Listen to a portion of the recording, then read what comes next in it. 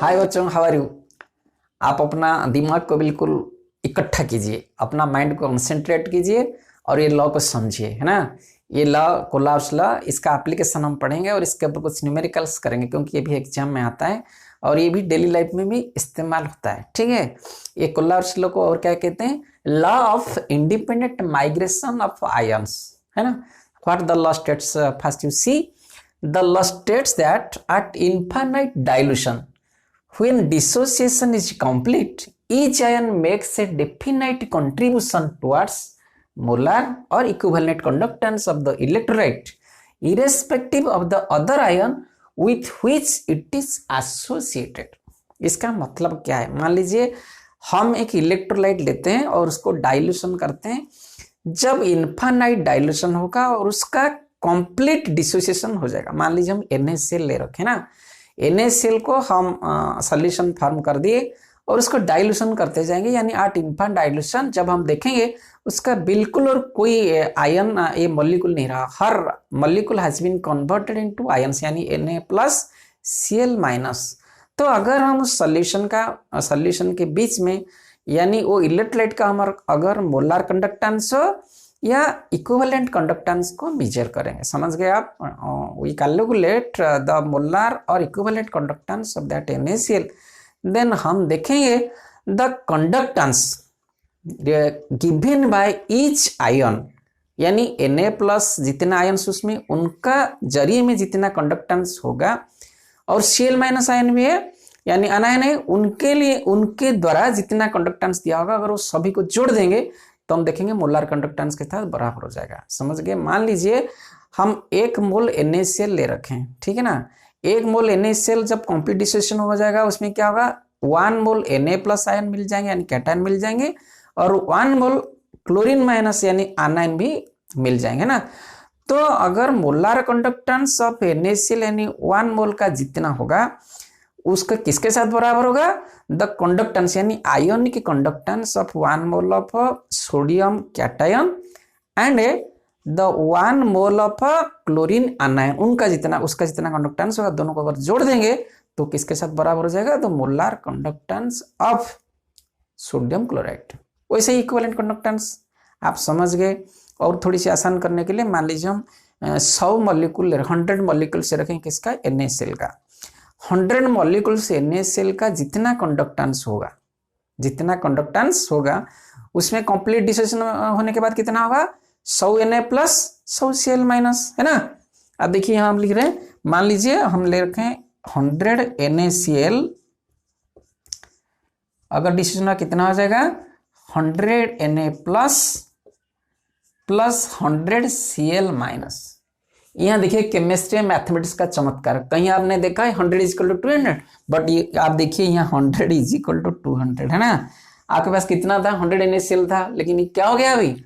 100 Na+ और 100 Cl+, यानी 100-200 में कन्वर्ट हो गया। This is possible in chemistry, समझ गए आप। तो 100 NaCl जब 100 Na+, 100 Cl- हो गया, तो ये 100 NaCl मॉलिक्यूल का जितना कंडक्टेंस होगा और the conductive power of this 100 NaCl electrolyte molecules will be equal to the sum of the ionic conductance of this 100 sodium ion यानी cation plus the ionic conductance of this 100 chlorine anion, यानी इसका conductance plus इसका conductance मिलके किसके साथ बराबर हो जाएगा? 100 NaCl कंडक्टेंस हो जाएगा। 100 NaCl का कंडक्टेंस जितना है उसके साथ बराबर हो जाएगा। आप समझ गए ना। आप देखिए इसको मैथमेटिकली कैसे कोलाप्स एक्सप्रेस किए हैं। Molar standard molar conductance is equal to X ionic conductance of cation और standard ionic conductance of cation plus Y into standard ionic conductance of anion. हमने यहाँ लिख रखा है ये molar conductance is equal to standard molar conductance. आप ये देखिए this symbol represents ionic conductance of cation at infinite dilution and this is ionic conductance of anion at infinite dilution. समझ गए आप। तो यहाँ जो XY है क्या है? इसका मतलब XY आप समझिए क्या होगा? ये XY is nothing but the number of cations and the number of anions present in the electrolyte in the solution after dissociation, है ना।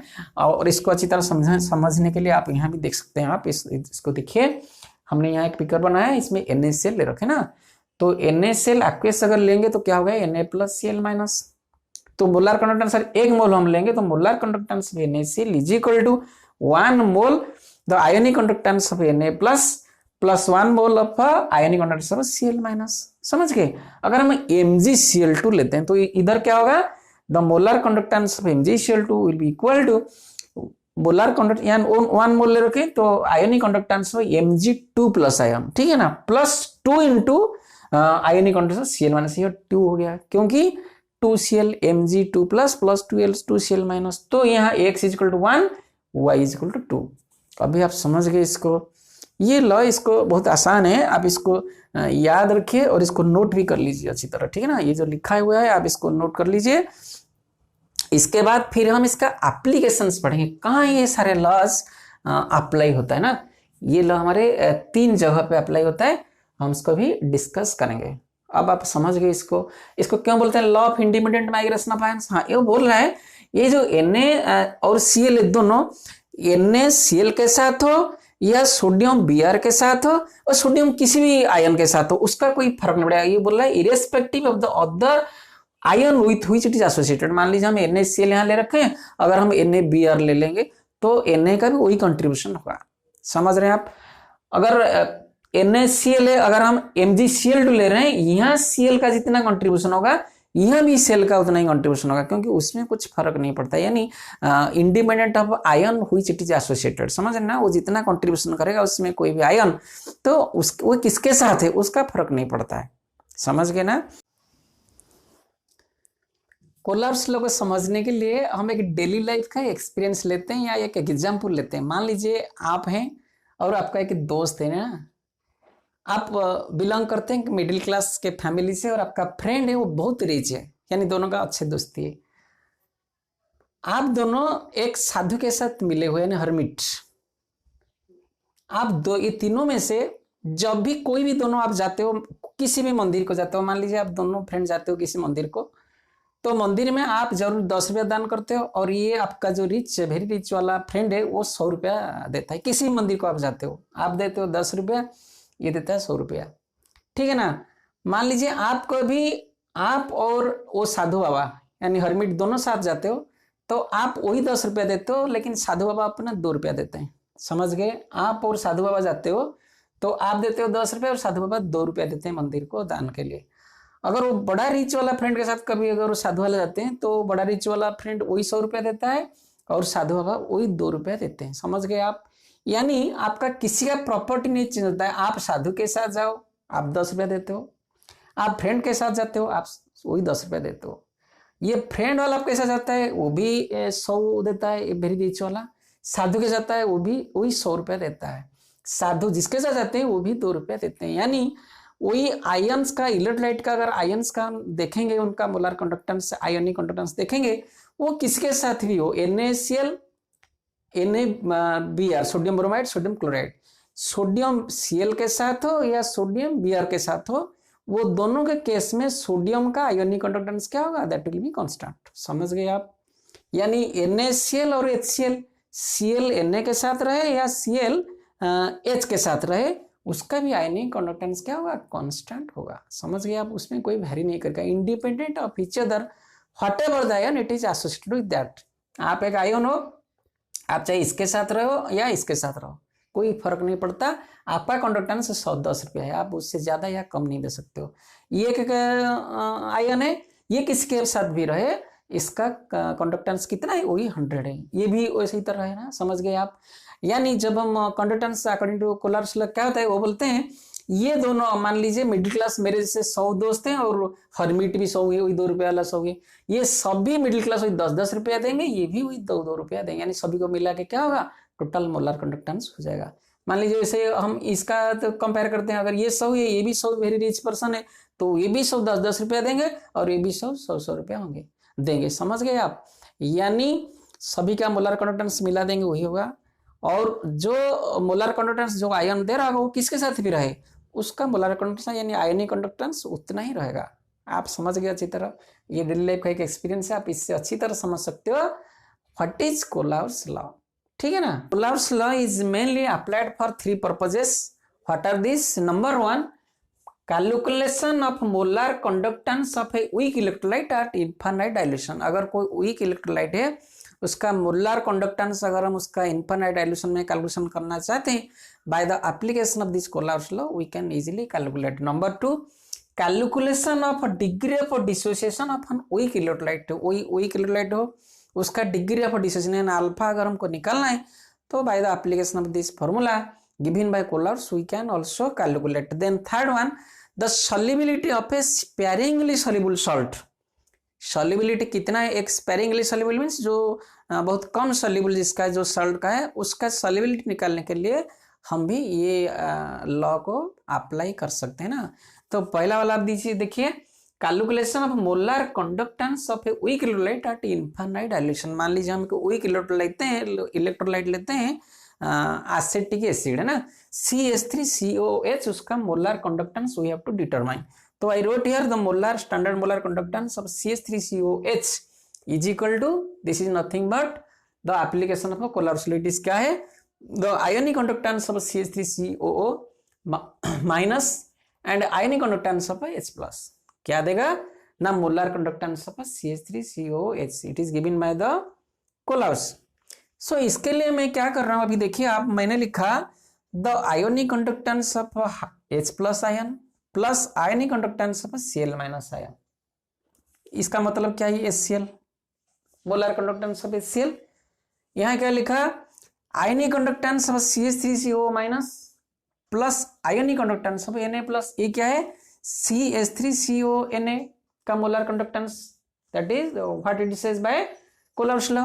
यहां मैंने लिखा ionic conductance of Na plus ionic conductance Cl-, ये क्या है, NaCl। लेकिन इसको मैं माइनस कर दिया, ये दोनों को जोड़ा, इसको और इसको जोड़ दिया, यानी हाइड्रोक्लोरिक एसिड सोडियम एसिटेट को जोड़ दिया, उसमें से NaCl को मैंने घटा दिया, माइनस कर दिया। क्यों माइनस किया, आप देखिए अगर माइनस कर देता हूं ये क्या होगा, Na+, ये Na+ क्या हो जाएगा, ये कैंसिल हो जाएगा बिकॉज माइनस, इसमें से घट जाए तो 0 हो जाएगा, और ये Cl और ये Cl क्या हो जाएगा, कैंसिल हो जाएगा। बचेगा क्या, बचेगा सिर्फ कौन सा बचेगा, आप देखिए यहां बचेगा CH3CO- और कौन सा बचेगा, H+।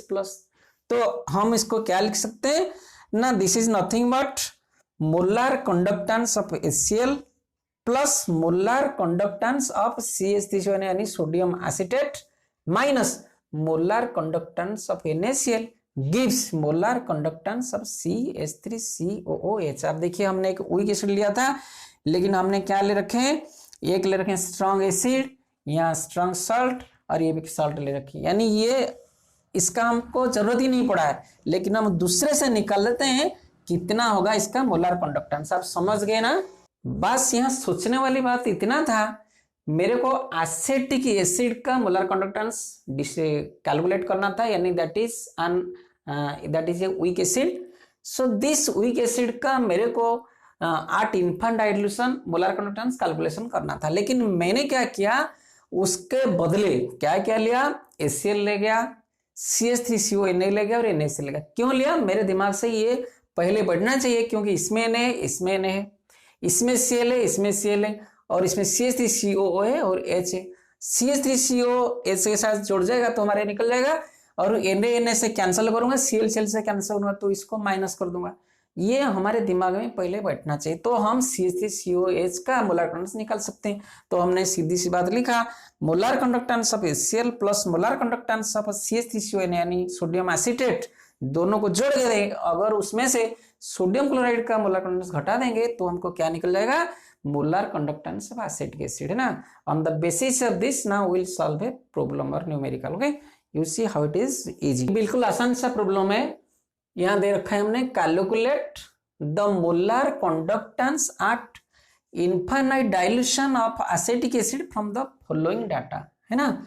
यहां डाटा क्या क्या दे रखा है आप देखिए, the molar conductance of hydrochloric acid दे रखा है 4 to 6.2, molar conductance of sodium acetate दे रखा है 91, molar conductance of sodium chloride दे रखा है 1 to 6.5। समझ गए आप। तो यहाँ अभी अभी हमने फॉर्मूला निकाला था, molar conductance of acetic acid is equal to molar conductance of HCl plus molar conductance of sodium acetate minus molar conductance of sodium chloride, because यहां से सोडियम सोडियम कैंसिल हो जाएगा, CL कैंसिल हो जाएगा, बचेगा कौन सा CH3COO और H, तो हमको मिल जाएगा। तो हमने वैल्यू सीधा पुट कर दिया, इसका वैल्यू, इसका वैल्यू और इसका वैल्यू, इसका आंसर निकल गया 390.7। ये 1 नंबर का क्वेश्चन या 2 नंबर का क्वेश्चन होता है, एग्जाम में आता है। आप जस्ट इस फॉर्मूला को रिमेंबर कीजिए और you can find out the answer very easily, ठीक है। अब देखिए दूसरा application, calculation of degree of dissociation alpha of weak electrolyte. According to Arrhenius, degree of dissociation at concentration C, what is that? Alpha C is equal to molar conductance of electrolyte at concentration C divided by molar conductance of the electrolyte at infinite dilution। हमने अभी infinite dilution की बात किया, जब एक निर्दिष्ट यानी एक पर्टिकुलर कॉन्सेंट्रेशन पे उसका मोलर कंडक्टेंस कितना होगा डिवाइड बाई उसका इन्फिनिट डायल्यूशन में मोलर कंडक्टेंस कितना होगा, अगर उसका अनुपात निकालेंगे हम, रेशियो निकालेंगे, that will be degree of dissociation that is given by the Arrhenius। this is the formula you have to remember। तो हमने यहाँ लिखा molar conductance at concentration C, here molar conductance at infinite dilution हमने यहाँ लिखा है, आप इसको रिमेंबर कीजिए। From this relation also we can calculate the dissociation constant Kc, that is C alpha square by 1 minus alpha, ये हमने equilibrium में पढ़ा था, where C is equal to concentration, alpha is equal to degree of dissociation, ठीक है ना। हम इसके ऊपर एक सवाल कर रहे हैं, अभी आप देखिए कितना आसान है। This problem is based on degree of dissociation. आप देखिए the equivalent conductance of acetic acid at 298 kelvin at 0.1 N concentration, जब इसका कंसेंट्रेशन कितना है 0.1 N is 5.20 ohm inverse centimetre equivalent inverse, यानी कंसेंट्रेशन कितना दे रखा है, मोलर कंडक्टिविटी कितना दे रखा है, कंसेंट्रेशन 0.1 इज इक्वल टू 5.0, तो we can write ionic conductance, समझ रहे हैं ना आप, एट द कॉन्सेंट्रेशन C, यानी molar conductance at the concentration C, concentration C कितना है 0.1, समझ गए। दूसरा क्या दे रखा है, कॉन्सेंट्रेशन 0.001 नॉर्मलिटी इज 49.2, यहाँ भी वही हमने लिखा है, रिप्रेजेंट किया।